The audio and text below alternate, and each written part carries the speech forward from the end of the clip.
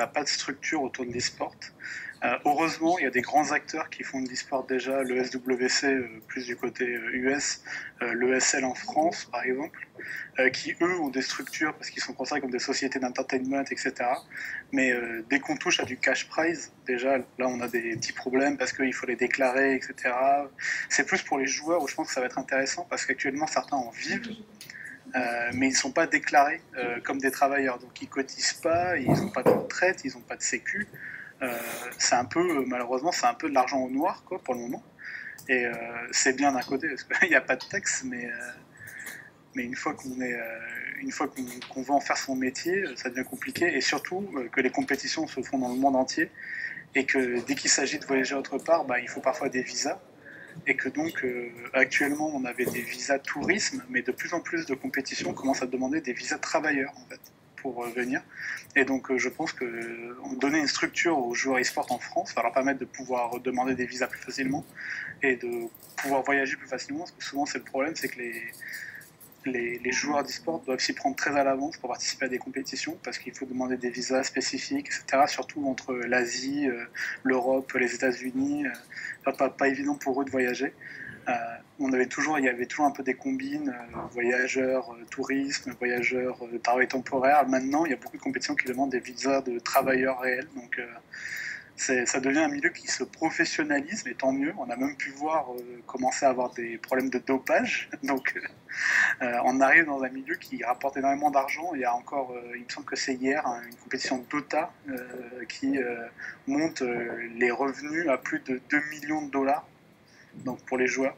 C'est un prize pool qu'il va falloir diviser entre les joueurs et les équipes, mais ça reste Maintenant, ça se compte en millions de dollars pour des joueurs, et donc c'est des revenus qui doivent être structurés à la fois pour l'organisation, parce qu'il faut pouvoir donner cet argent, il faut le justifier, etc. Et pour les joueurs qui puissent participer à leur cotisation, à leur retraite, avoir un véritable travail, des bulletins de salaire.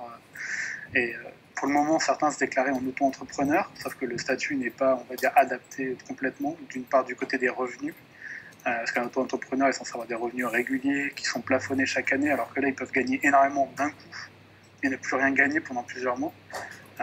Donc on va dire le rapport a beaucoup été fait avec les sportifs. C'est un petit peu différent encore parce que après il y a des questions de sponsors. Toutes les équipes, tous les joueurs ne sont pas sponsorisés, même si c'est de plus en plus le cas, etc.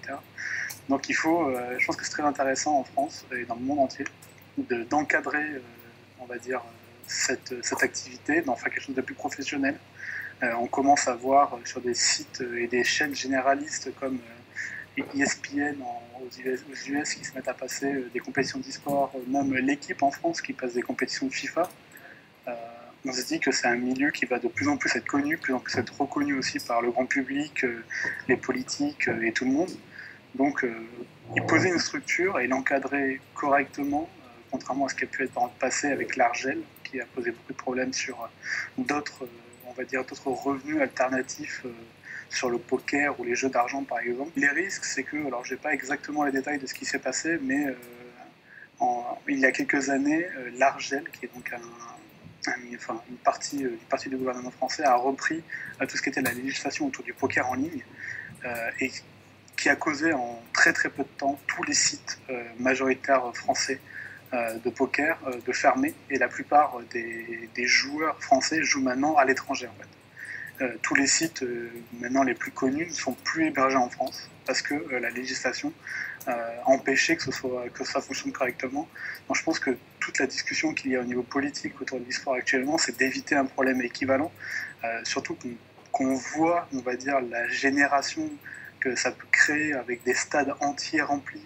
Ça crée des emplois, ça crée du revenu, parce que ça crée de la visibilité, parce qu'on peut remplir des stades entiers. Je l'ai vu beaucoup en Allemagne, qui est plus, on va dire, plus ouvert au niveau de l'e-sport.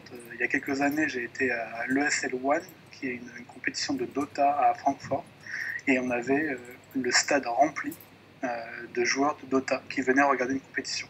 Donc les gens ne regardent pas que sur Internet, c'est quelque chose qui crée des emplois, qui crée du revenu, qui crée de la valeur. Donc il faut l'encadrer, il faut qu'on aide les organisateurs à créer plus d'événements et qu'on permette à même des professionnels du milieu à pouvoir étendre leur activité sur cette discipline, on va dire.